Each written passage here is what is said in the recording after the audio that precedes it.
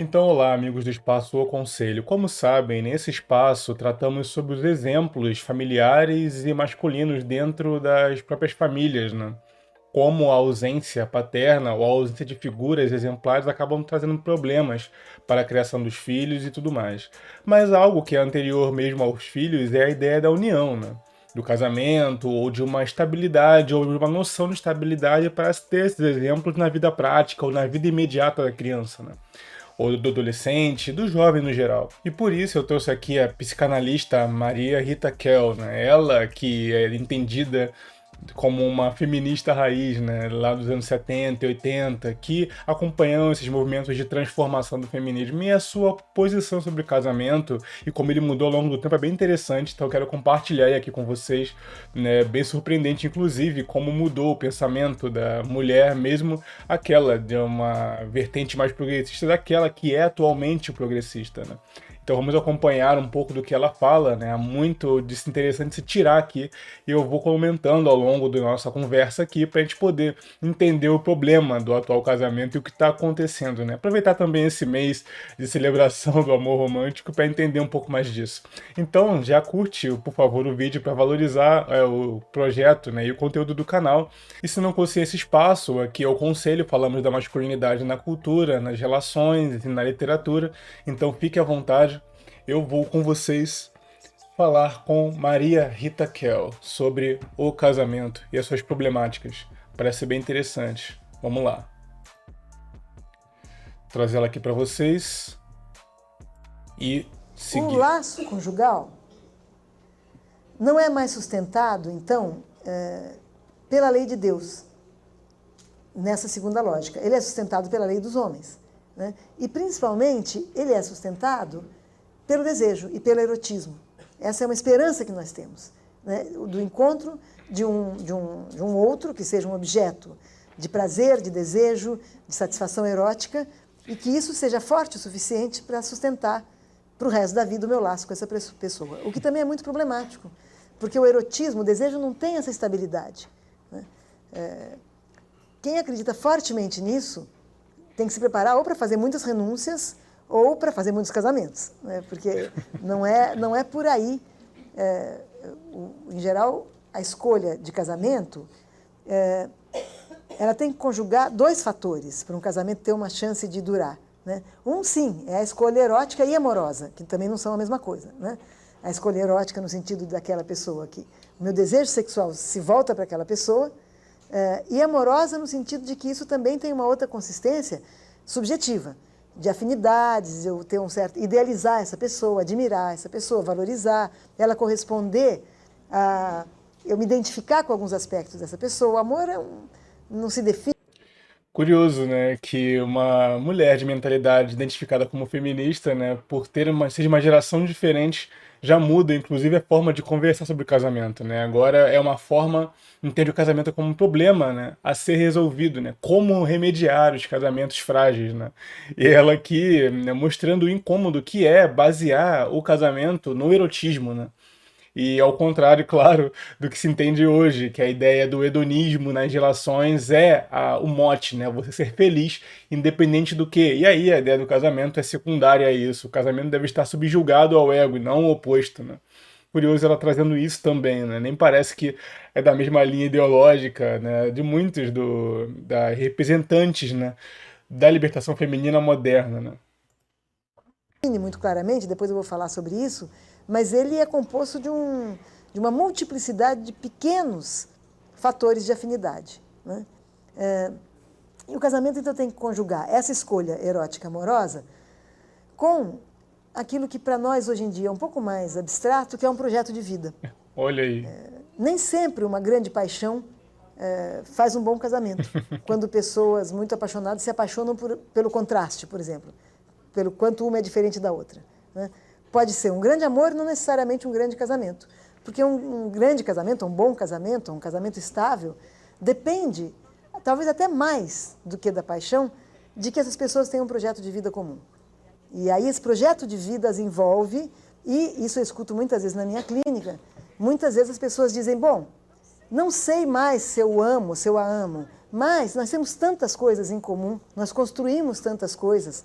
Hoje a minha vida é essa vida com ele ou com ela, né? Depois de uma jornada, digamos, de um tempo, casados, 10 anos, 20 anos, as pessoas não sempre, mas frequentemente fazem essa reflexão.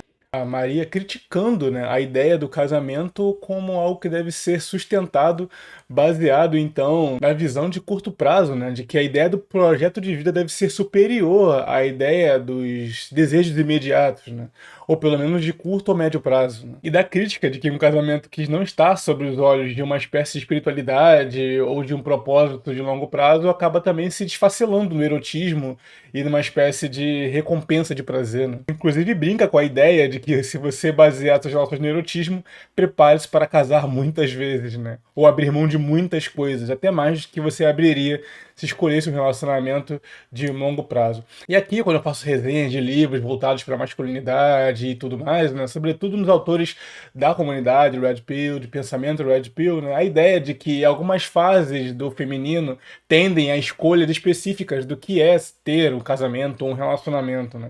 Inclusive, quando eu falei das fases do feminino no livro de Rollo Tomassi, era um pouco parecido com isso. A ideia de que a mulher, na sua juventude, possui um critério muito mais estético na hora de escolher os seus parceiros, né? Aqueles posters de boy band, os homens com atitudes que aparentam ter atitude, com grandes vestes e que é diferenciado pela sua estética, né? E aí depois, com o tempo, vai se amadurecendo esse tipo de critério e acaba mudando completamente para algo muito mais ligado à personalidade ou à estabilidade financeira e tudo mais, né?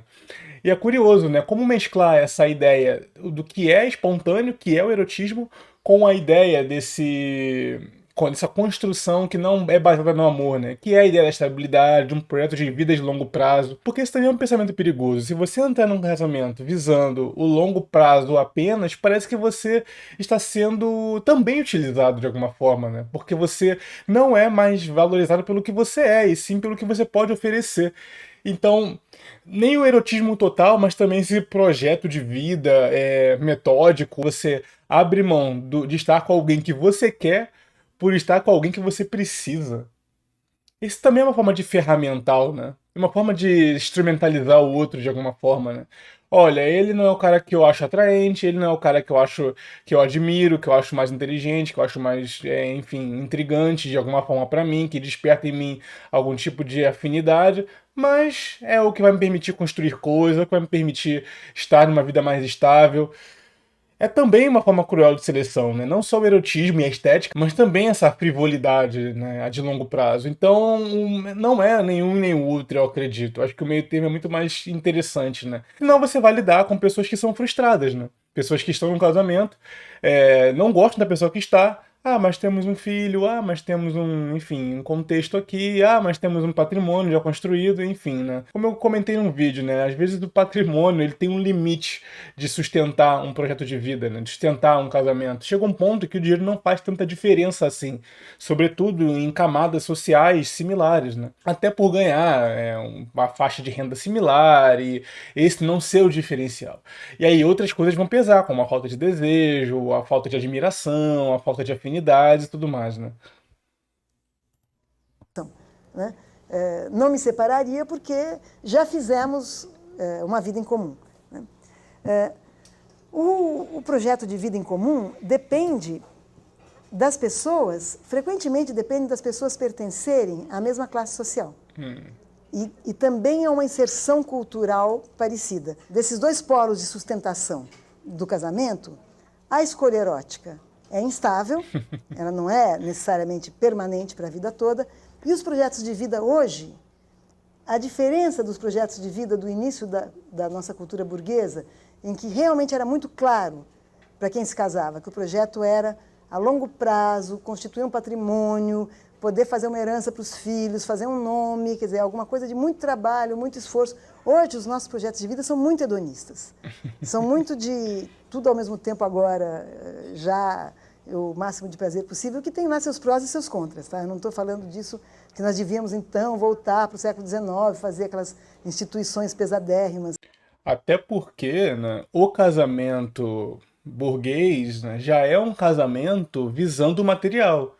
foi o que a Kel comentou agora, né? Você foca no patrimônio, você foca no filho, você foca na hereditariedade, né? Já era um casamento estritamente desespiritualizado, ou com simulacros de espiritualidade, mas não era o centro dele. E quando você tem apenas o material ou o erotismo para escolher, você vive nesse tipo de pesar cruel, né? Onde você sacrifica estar com alguém que você quer pelo patrimônio, né? Com certeza algo se pensar. Muito interessante o que ela comentou aqui, né? Da ideia de que o casamento, ela comentou que é valorizado porque dá uma ideia de pertencimento. E nas classes altas, né, o casamento dá essa ideia de comunidade que já não é mais vista, porque a família agora está mais nuclear, né? Ou seja, pai, mãe, filho e cachorros, né? Então a ideia do casamento como algo a ser pertencido é muito curioso, né? Por quê? A ideia da família, ainda a norte-americana, né, que tem a família nuclear norte-americana, é uma ideia que não cabe no nosso país. A história familiar do nosso país, ela é em formato de clã, não de família nuclear. Até hoje, apesar dos pesares, como a psicanalista comentou, nas classes baixas ainda tem conjugados, ainda tem grandes terrenos familiares com pai, avó, o tio, os irmãos do seu pai, enfim. Então dá muito mais uma ideia de contexto, né? E de, portanto, pertencimento, de comunidade. Mas o modelo familiar dos anos 50, que inclusive muitos conservadores adorariam voltar para esse tipo de família que já é moderna e não tem nada de tradicional, né? Essa família dos posters dos anos 50 americanos, anos 40, ou até mesmo 30, né? Não entendem, porque é uma família já desestruturada em partes, né? E muito mais opressiva no sentido de você não ter mais uma diluição das responsabilidades. Você não tem um avô, você não tem um tio, você não tem o irmão do seu pai, você não tem o irmão da sua mãe, você não tem todo aquele clã que é típico da nossa cultura brasileira, né? A nossa cultura nacional não é esse modelo americano a ser importado de família. É muito mais uma ideia de terreno familiar, né, e tal, de comunidade.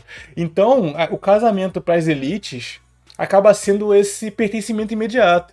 Olha só a análise interessante dela, né? Eu gosto de trazer aqui, né, pensadores diferentes, né? Inclusive ela, por ser feminista, né? Porque é um contraste absurdo com o feminismo que a gente tem hoje, né?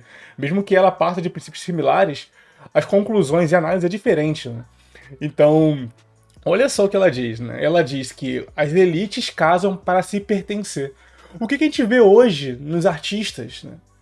Eles não têm mais esse calor humano de comunidade que as comunidades, que as famílias mais baixas possuem ainda hoje. Apesar do meio suburbano e metropolitano, cosmopolita, que dilui as suas identidades. Bem ou mal, quando tu chega em casa, tem 5, 6 familiares no mesmo terreno, bairro ou prédio.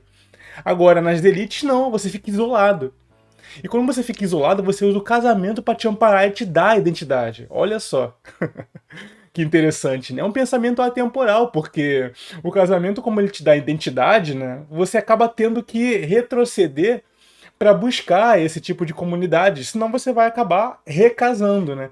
E a ideia desse título, desse inclusive vídeo da Maria Rita, né? Dessa entrevista dela, né? Dessa palestra dela, que são casamentos sucessivos. Por que as pessoas casam constantemente? Porque agora elas só conseguem se ver a partir do outro com o qual ela está casada. Ela já não possui mais uma comunidade que lhe dá significado. Não possui mais causas políticas para se afiliar. A religião já é um acessório, é só um acessório espiritual. Olha a importância da espiritualidade. Esse eu queria trazer aqui para vocês hoje, né? Olha a importância que dá a espiritualidade para aqueles que focam apenas no carreirismo, que acham que depois de 3, 4 salários mínimos você vai se fazer como pessoa. Olha para as suas elites e para aqueles que você acha que são seus exemplos, como eles estão se comportando. O quão depressivo eles estão. O quão casório, o quão casamento é uma forma de você se amparar como último recurso. Inclusive, não só se amparar, mas uma visão de status. De que, apesar da riqueza, eu ainda sou, além dela, feliz também, né? Mas não é.